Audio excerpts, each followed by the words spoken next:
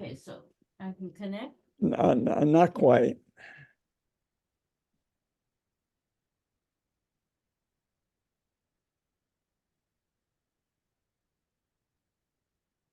Okay, I hope you're seeing a map. Connect. Yeah, try to connect now.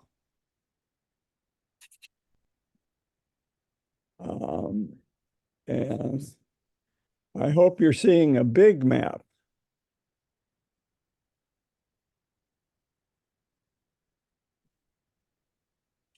Okay, so this is a map showing the decrease in population of the United States. I'm going to dive right into Junipero Serra, but there's some things that I'm confronted with in the week that I think are so interesting that I can't resist just a little introductory comment, and maybe a few more people will get on. But look at the counties that lost population. The redder the county, the more they lost population. And that's for 10 years, so it doesn't have the last 4 years. It ends at 2020. But at least then, California wasn't losing a lot, certainly not a lot from the Democratic part of the state, but mostly from Jeffersonia up here, which Jim and I are familiar with. And Texas has lost a lot of population too. I think that that's changed since COVID. But here's the other thing, that these areas are going to have a hard time repopulating because the birth rate's down. And so here's that. This looks at it over a much longer time period, 60 years. But the number of births per woman in the United States, when I saw this, it just kind of summarized everything. A lot of it was in the 70s and 80s, birth control coming in, possibly, but it's continuing on down. And it's the slowest growth rate since the Great Depression. So there's that. And then what are you going to do about it? How can you help these rural counties that are losing population? And how can you help them maintain their services? Well, it's harder in Germany and the United States because most of the taxation, or a lot of the taxation, is local. So if people leave and then you have fewer taxes, services got to go down, and you get into this death spiral in Germany and the United States, a little bit less in Japan. But you'll see that these countries collect their taxes more centrally. So if a region is having problems, they can just share with that region. It's kind of a complicated concept, but I think it's an interesting thing, and that a population loss in rural areas may be what this guy says: those places that shrink are screwed because of this downward spiral. Yes, Jim. I can't hear you. I have to find the unmute part. That's an interesting information, because one of the biggest arguments about Eastern Oregon and Northern California joining Idaho, one of the big arguments against that is that the states support the roads and other infrastructure in these rural areas, and they would there's a lot less capital coming from Boise than there is from Portland. So, yeah, it's just an interesting distinction. Yeah, I thought so. Yeah, some of these things I just can't resist, especially if they're presented graphically. Pepper got me hooked on visual stuff, visual presentation of data. But this really grabbed me. This really grabbed me. The confidence in national institutions. You know, we all know that we feel it in this country, but at least, you know, every once in a while people say, well, it's probably that way around the world, given the way things are. No, it isn't. It's just here. It's just here. This huge fall in confidence in national institutions. And we know a lot of that is because of one charismatic man. I just hope he leaves the earth before I do. Okay, so a number of you gave me feedback on this article the New York Times had on Calafia. And I thought it was interesting. So I'm just going to say a few things that those of you've already read it, so this will be redundant. But for those of you that didn't read it, this beautiful sculpture, I love the color. It's in Escondido, which is a very small inland town. I first worked in a hospital in Escondido as an extern. It's not far from Rancho Santa Fe in northern San Diego. But the point that the article made is there's always been this view of paradise somewhere. Atlantis, the lost continent, El Dorado, which we saw the early Spaniards, Coronado in particularly, looking for El Dorado. That was a whole interesting chapter. He wound up just fighting with the Hopis. And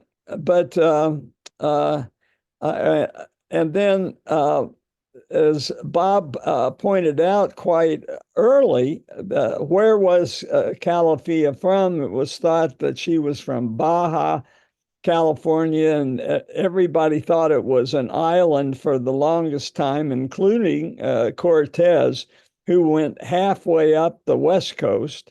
And it was only when they went all the way up in the Gulf of Cortez and never could get around the north, imagined North Tip, that it wasn't an island. It wasn't an island.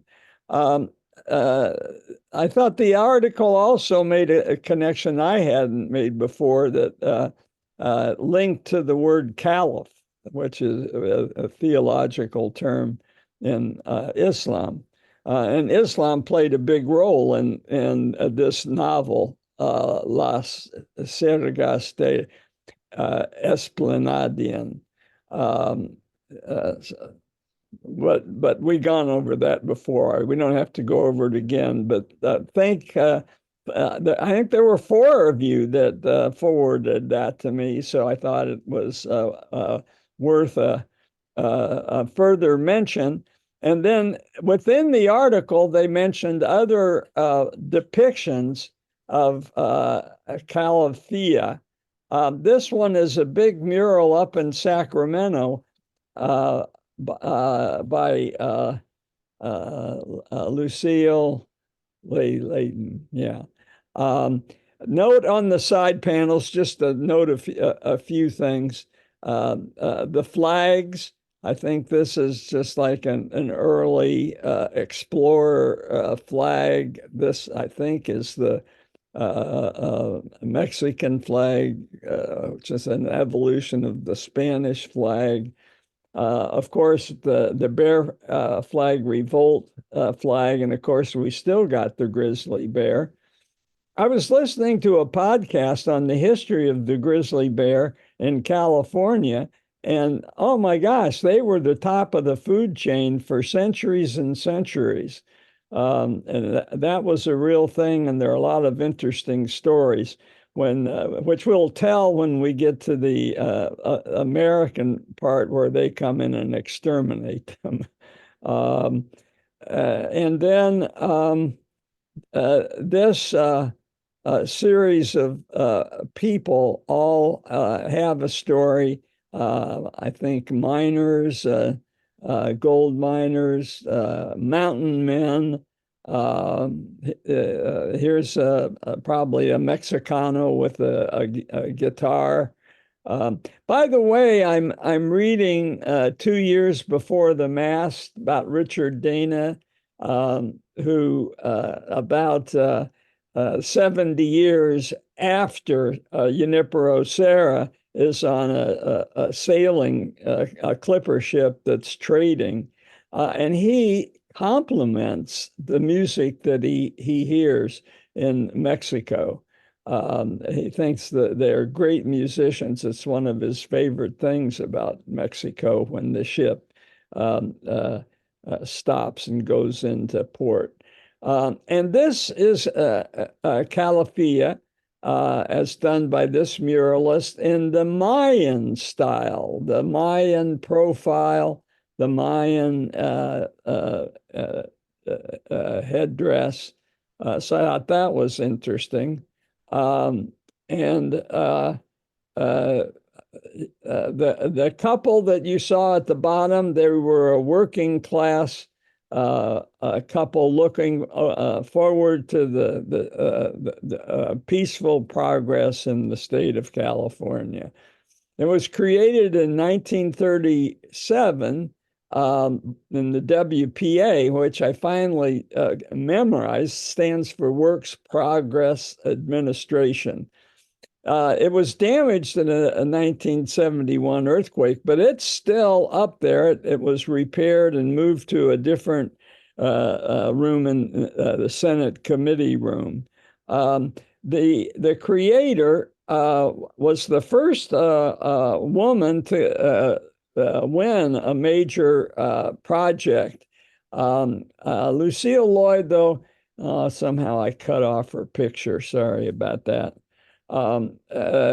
Committed suicide, though, 4 years after she painted that by gas. And I went down that rabbit hole and tried to find out. Her husband had divorced her and moved with their 2-year-old child back to the East Coast. Lloyd was not from the East Coast. She was from Cincinnati.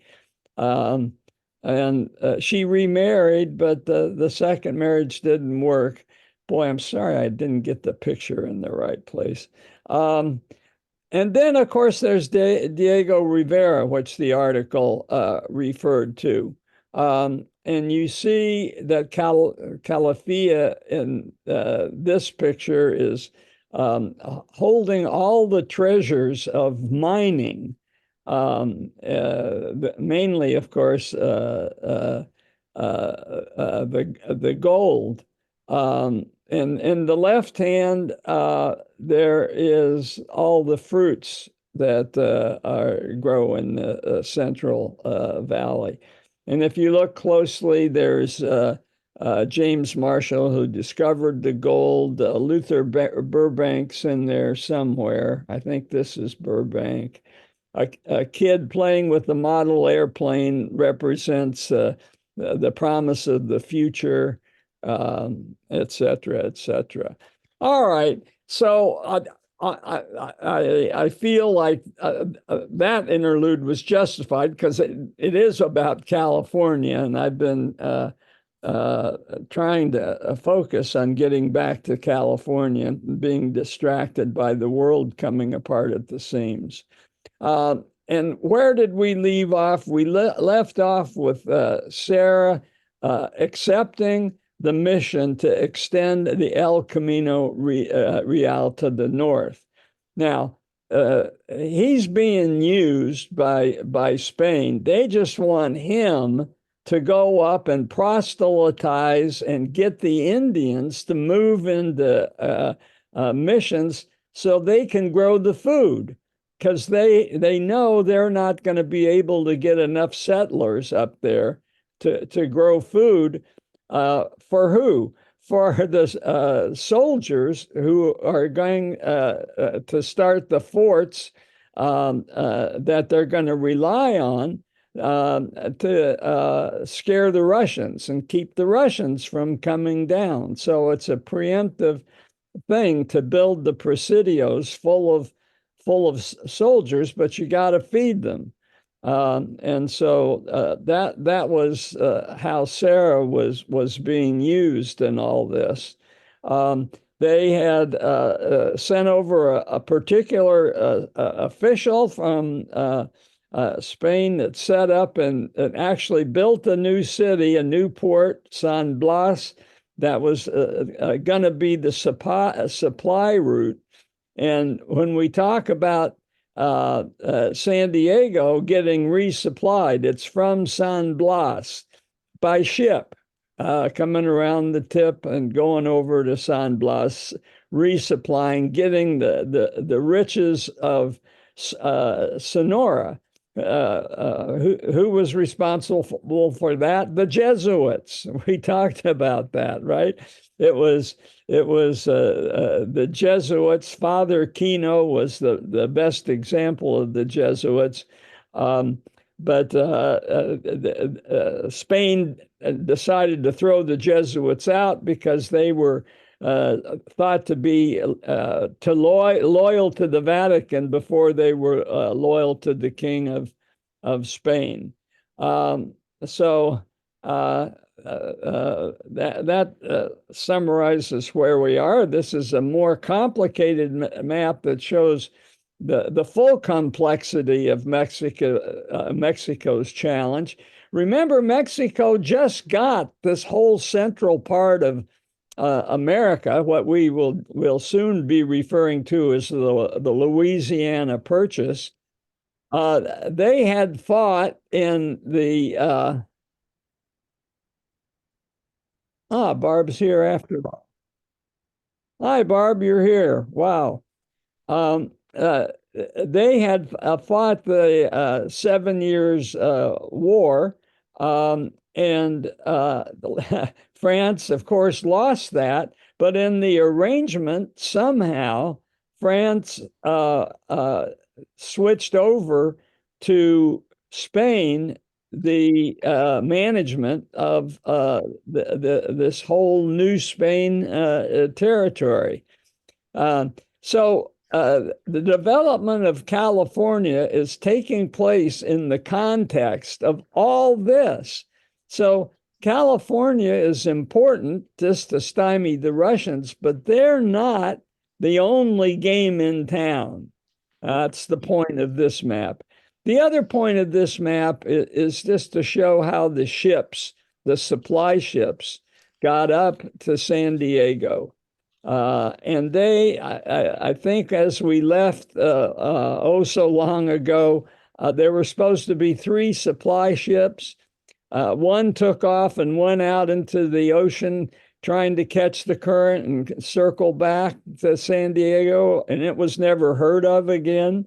Another one did the same thing, but all the water caskets broke, and they had a hard time getting up to San Diego, but they got up there first.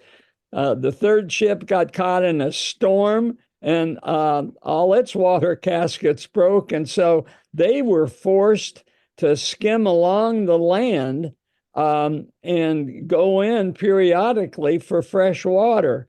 And they were the last to arrive in San Diego, the shore hugger. And this was particularly hard because you have the California current coming down. So they were fighting the California current, and that's why they arrived 18 days after the first ship arrived. Meanwhile, there were 2 land groups. This is Portola himself.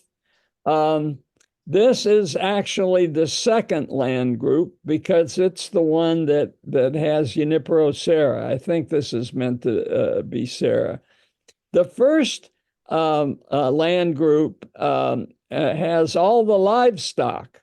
And we're talking about hundreds of cattle and pigs, and they're the ones that are just going to deprive the natives of their means of life. They're going to ruin the land and make hunting and gathering absolutely inhospitable. Also in the very first group is this Father Crespi. We've encountered him before when we were talking about Martinez and the Carquinez Straits. He was the first one to snoop around the Alhambra Valley coming out of Mission Dolores and getting a lay of Martinez, the place where Jim and I have worked for decades. So Portola let the first land group go ahead, and the livestock beat the trails, kind of created a trail.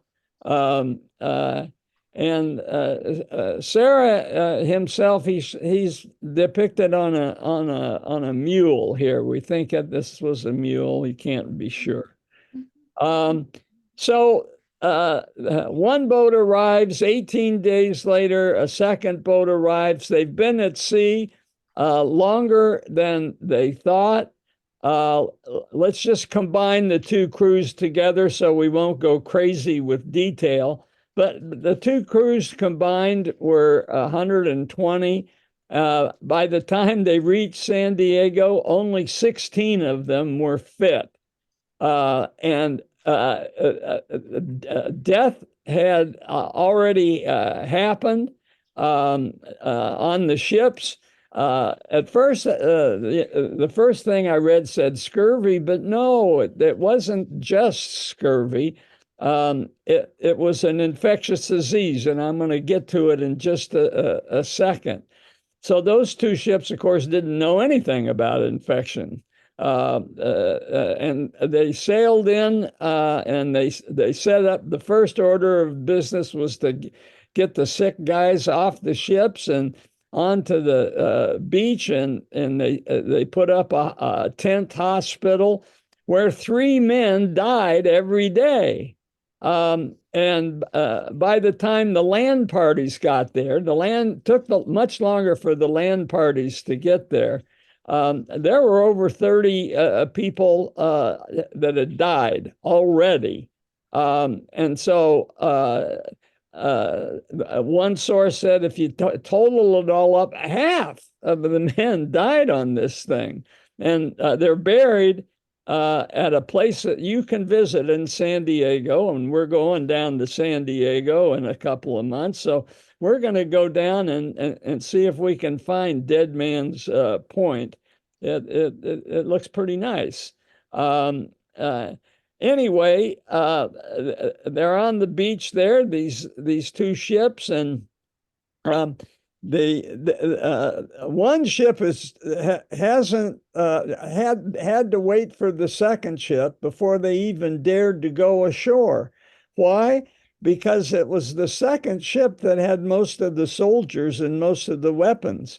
And when they arrived and could see the shore, there were Kumeyaay warriors doing war dances. They did not.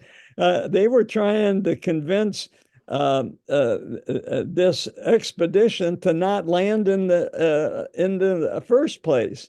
So in that 18 days while they're waiting for the soldier ship, there's an eclipse and there's an earthquake, and everybody involved thought that these were omens of some kind. For the Spaniards, they kind of understood them. For the Indians, they thought they were bad omens, and they were right. And they were right. Another view of a dead man's point. And 2 years before the Mass, San Diego, the beach there is an important port for loading. And what do they load here? Hides, cow hides. That's how they're going. The ship that he's on is going to make a profit. Take, I think, 4,000 cow hides in one boat. All the way back to, no, I think 40,000. I'll double check that. All the way back to Boston, where they'll become shoes.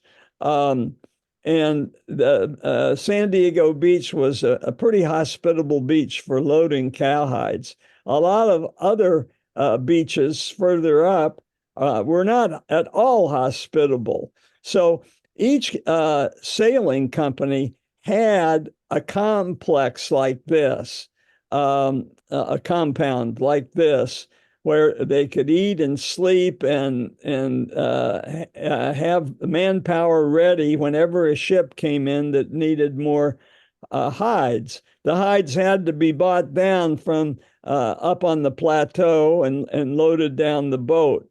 Now, a guy named Richard Dana wrote this book 2 years before the mast.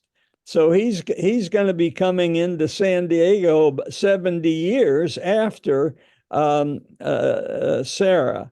And they're going all the way up the coast to Monterey and San Francisco. But their favorite port for loading is San Diego. Their least favorite point to load was San Juan Capistrano, where that is. And they were loading their boat with hides just by dropping them off the side of a cliff onto the beach before at San Juan Capistrano.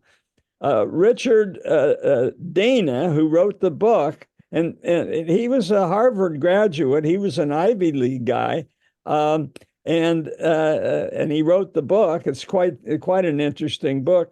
He threw some hides over, and they got stuck halfway down the cliff. And he said, God, it's so hard. These hides are so valuable. He climbed down the cliff at a great risk. And the people that were watching on the beach were yelling at him, go back up, don't go any further. Richard Dana instead knocked the hides off, went back up. And anybody want to guess what they named the cliff after he got back up? Maybe I've already told you. That is Dana's Point. We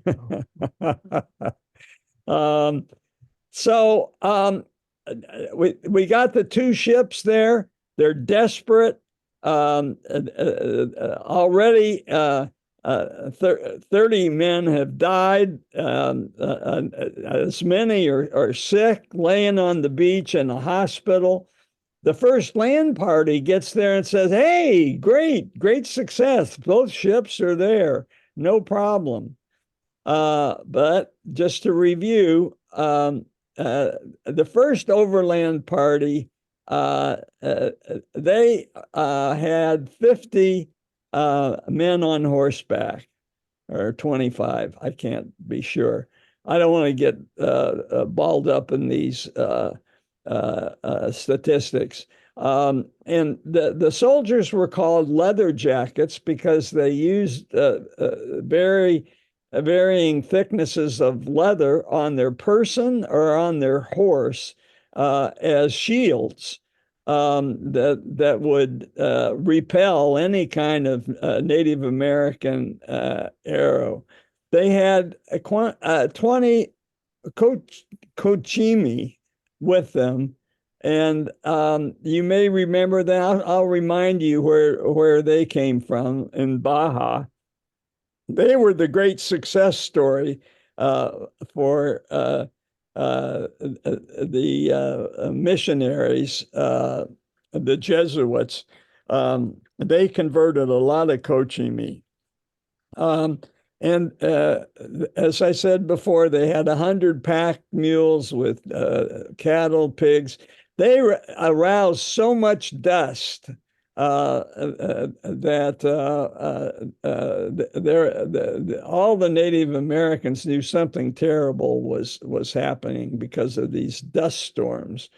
The Kumeyaay had actually attacked them in Ensenada. Crespi, who was the diarist. Okay, so we met him earlier in Alhambra Valley, but he was the diarist and said that they were shouting and trolling the caravan the whole way. And at some points, they even attacked strays. But this is the typical leather jacket, and there's various swaths of leather being used as armor for him and the horse. They had leather vests for sure. And so a Native American would have to shoot at them at point blank. Otherwise, the arrows would just fall harmlessly off to the side. So the Cochima, just to remind you of what Baja was like, they had the great middle territory. This is where the Jesuits had the most success. Where they had the least success was on the very tip, where Cabo San Lucas is today. And this was the Paraque Indians. And in the 1730s, they mounted and organized all the other tribes into a mass rebellion where a lot of Jesuit priests were killed. It's further north that you get the Kumeyaay, who controls San Diego. All right. Finally, the second overland group comes, and this one's got Portola and Serra. This is Serra with he's very charismatic. He's got a loyal band of Franciscan brothers who would follow him anywhere. A lot of them are from the island of Majorca. We talked about that. It seems a pretty long time ago. Let's see. I think somebody's here. Oh, Carol must have lost reception. So he is very optimistic. He remains optimistic, almost illogically. But there are the boats. And just to review, the sailors are dying. The ship doctor was also got sick and later went insane, and we can understand that. Because he's also dealing with an unknown disease, which I'll describe in more detail. Only half of what started made it to San Diego. A lot of them were hospitalized. 2/3 of the Cochimi porters had either died or deserted. As I said earlier, there's only 8 fit people from the 2 ships.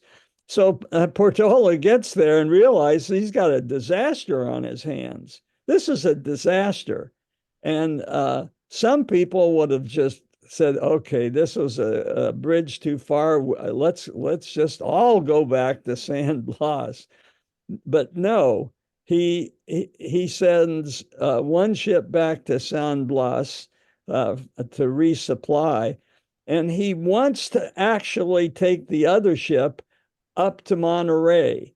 They've got sightings from sea looking to Monterey, and he thinks that they could find Monterey pretty quick. But the other captain of the remaining boat says, "No deal. I don't have enough sailors to make sure we can get down there and back." And apparently, he had some autonomy. The Navy versus the Army. So Portola, he only had 2 sailors to stay on the remaining ship. Here is the problem. It's called typhus. And it's made the news recently here in California. A wife of an LA policeman is suing LA for her husband getting sick from typhus. And where did he get sick? From dealing with homeless communities where there is no sanitation, and it's rat infested. There's food left around.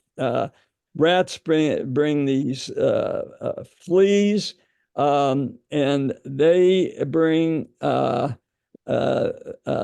this gram-negative bacteria.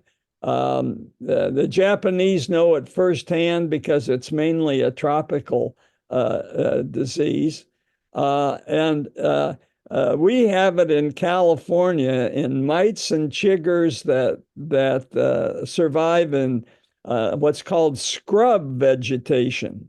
The mite will bite you, and that bacteria just starts its work consuming flesh, and pretty soon you've got a wound that looks like this. And just the appearance of the wound, an emergency room doctor can, if he's on his toes, make the diagnosis. I've always been, what is scrubland? I wanted to know precisely, and so I got 3 different pictures of what scrubland looks like. We know it when we see it. We all, I don't know what we've called this before, but sometimes I guess I've said scrubland. But this is what it looks like, and this is the root system and how deep it goes. Here's the life cycle, and this is the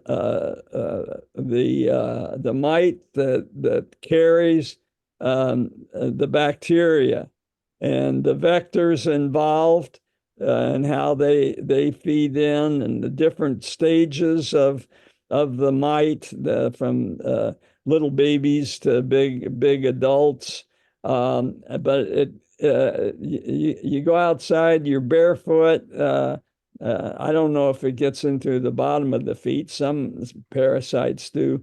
But you get bit on the lower leg. And we have a son who was vacationing in Indonesia and was on the beach there. And he called saying he had all these symptoms, and that he had a bleeding into his skin. Petechiae is the medical term. And it usually comes from low platelets. Well, that's what happens when you get this rickettsial disease. It can cause even worse symptoms. Today, the doxycycline is very effective, and Jeremy had it within half hour of admission to Queen Elizabeth Hospital in Hong Kong. He knew enough and had friends in Hong Kong, and he just got on a plane. Didn't bother with the Indonesian system. I don't know what would have happened.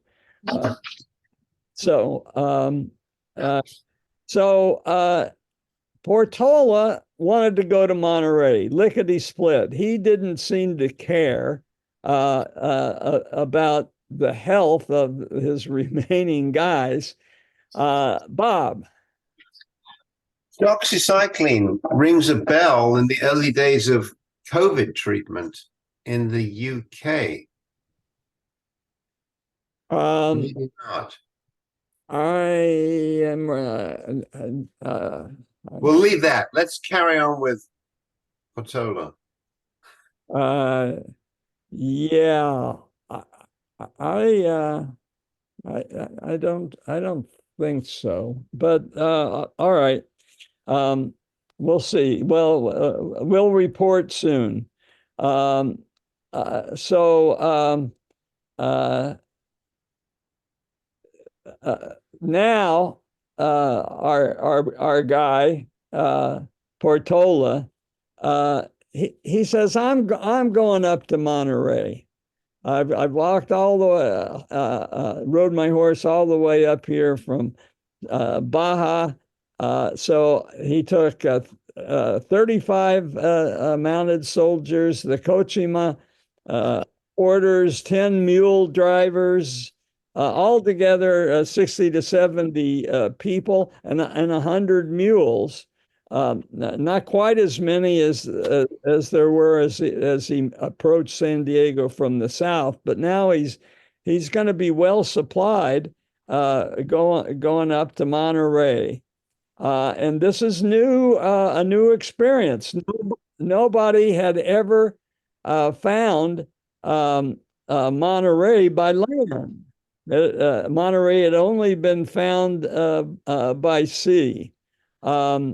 And so he heads north, unbelievably heads north,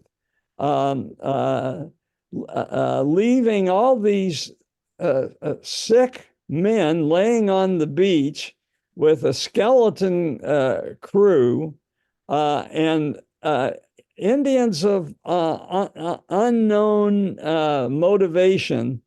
They looked at the Spanish and how sick they were, and how badly they smelled, and how they never went swimming.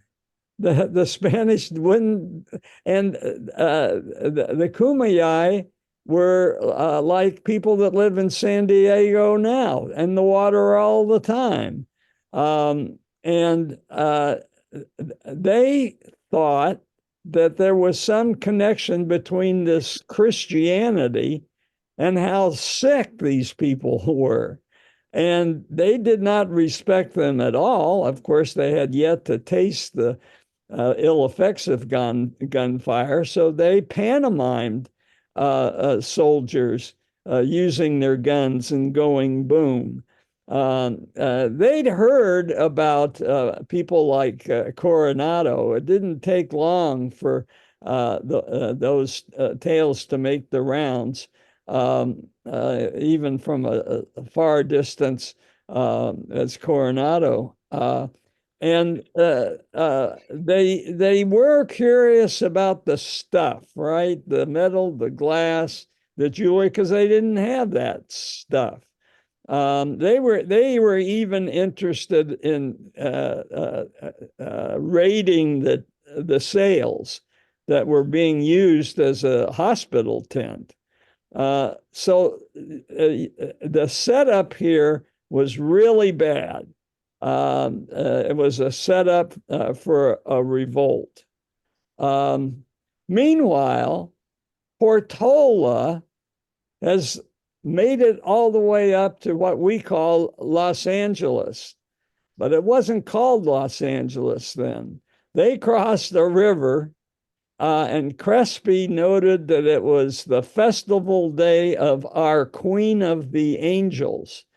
So that word, angels, is going to live on. He dubbed the river the Rio de Porciuncula. For what? For a chapel in Assisi, where Francis was, a chapel in Italy.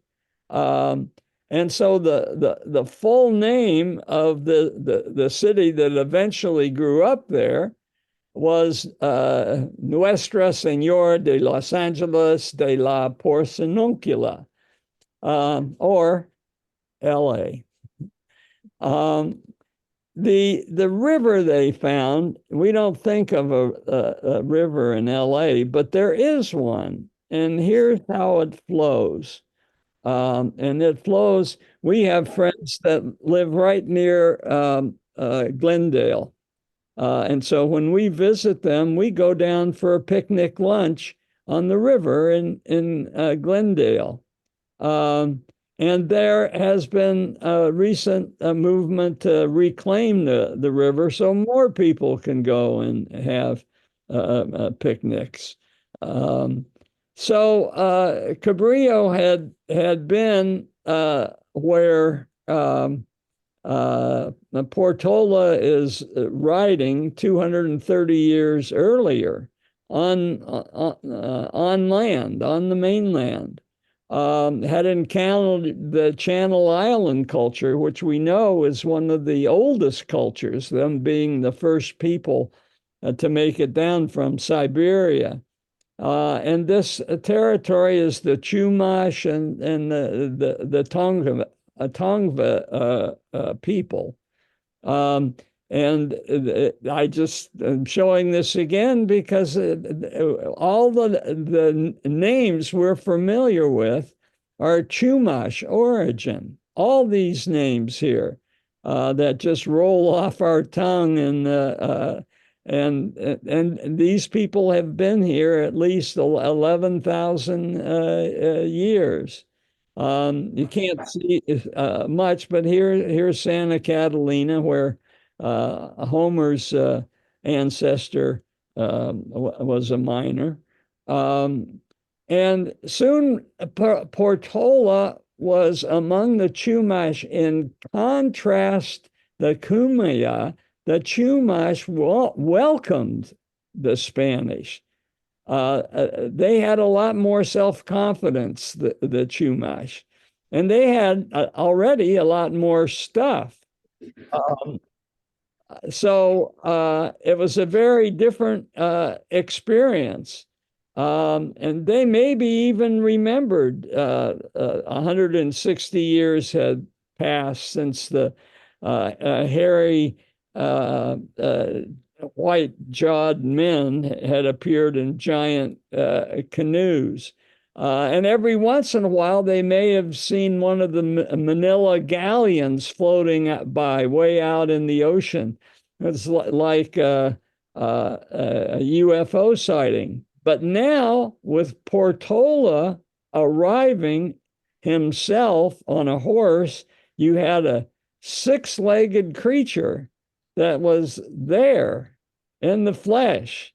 I don't think Cabrillo had horses. And Portola wrote about the canoes. Remember, we talked about the canoes, the tomo that could seat 12 people, and extended their culture much further out into the ocean than any other. These were more civilized people. Crespi noted in his diary they slept in beds. They had cemeteries. They noticed one of the chief was had two wives. I don't know why somebody would want two wives. They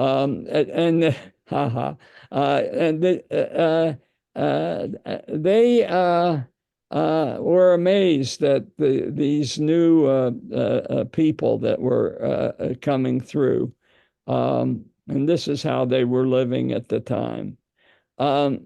They gave the Portola and his men fish. And they gave him so much fish that Portola finally asked them to not bring any more fish. And the other thing Portola asked them to do was to stop partying. They loved to party. They made noise. They wouldn't go home. They were guests like that, and they would keep the Portola and his men up late at night. It's a little bit like current life at UC Santa Barbara.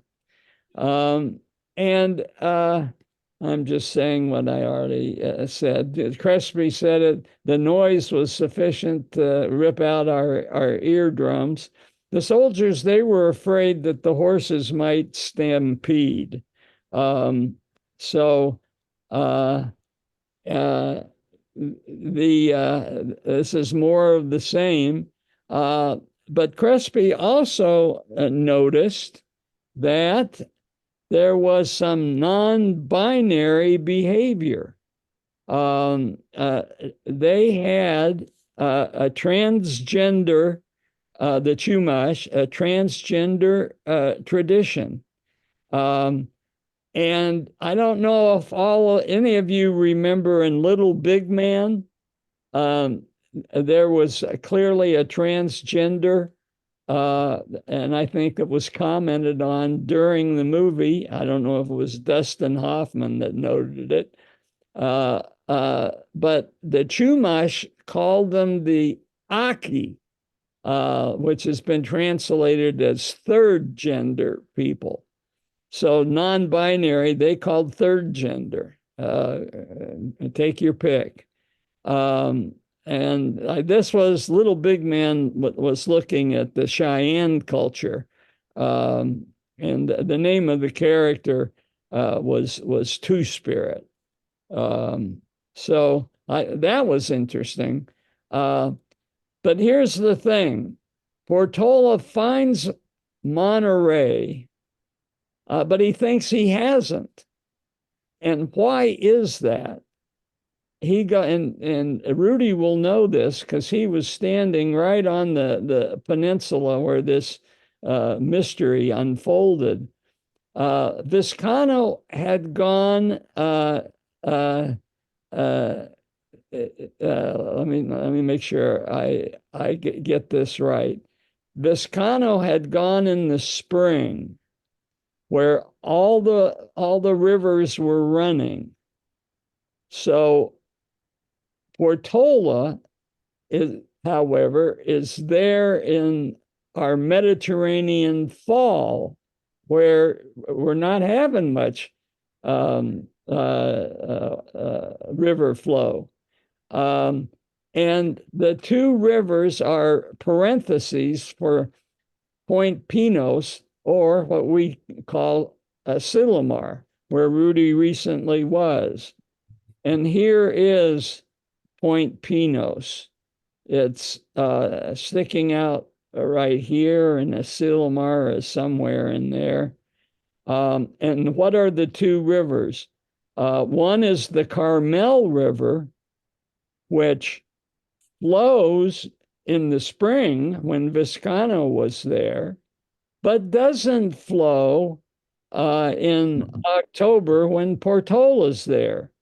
So he has found Monterey, but because of the absence of the two rivers flowing in, he doesn't realize that he has. This is looking at that point from the north, looking south, Point Pinos. And I think I repeated a slide. Oh, I'm going backwards. I'm hitting the wrong arrow. That's why. And here's a map. This is the Salinas River. That's a much bigger and more developed and more regular. And then this is the Carmel, which is a smaller operation, and it is dry in October, and confused Portola because it was dry. So Portola headed north looking for what he'd already found, and he found what he wasn't looking for, the San Francisco Bay. So that was the silver lining in his misadventure. And it was actually Portola's scout who had gone ahead and first come back and said, hey, you guys, you're not going to believe this. And there it was. Just to point out, as you all know, the Golden Gate is relatively small. And they never really found the Golden Gate from the west side because of the currents are so treacherous. Until you realize what's going on, can account for them. They found it by going down here, putting a canoe and paddling up and realizing, oh, look, there's an opening here at Fort Point and at Crosley Field now. So La Boca. Portola didn't have a clue what this meant. He was just so focused on finding Monterey. It fell to Crespi to say, hey, this might make a good harbor someday. And they were so hungry, there was never any talk about the Northwest Passage. Remember when that was such a all-consuming thing back in with the earlier with the Vizcaino and Cabrillo. It was all about the Northwest Passage. Even Cortez. Okay, so I'm thinking, if you ever want to go there, here's 280. Here's the turnoff from 280, and you follow the signs to Sweeney Ridge. You have to park your car and walk up, and you too can have the Portola Ortega experience. All right. Meanwhile, what's going on in San Diego? And it's not good. I mentioned that revolt was ripe, and we'll start next week. Questions?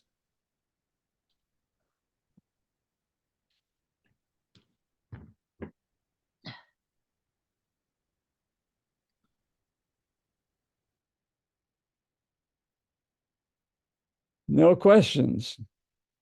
Okay. Well, just a comment. It's extraordinary to realize that these events in 1769 were occurring midway between the days of Cabrillo and us today. I just find that extraordinary. Yeah, the whole idea of time and The 230 years have gone by between Cabrillo and Serra. Yeah. Okay. All right. So next week we've got Portola to Monterey. Next week we're going to actually get Serra to Monterey. So there you go. Thank you, Johnny. All Thank right. you. Thanks, John. It was really great. I had to leave in the middle, but I got the last part of it. So I look Okay. forward to getting to see all of the slides and hearing it all in totality. That'll be great. Okay, good. Really good. Really good. Thank you. Thanks, John. My pleasure. It's interesting. Can I just pull this out so that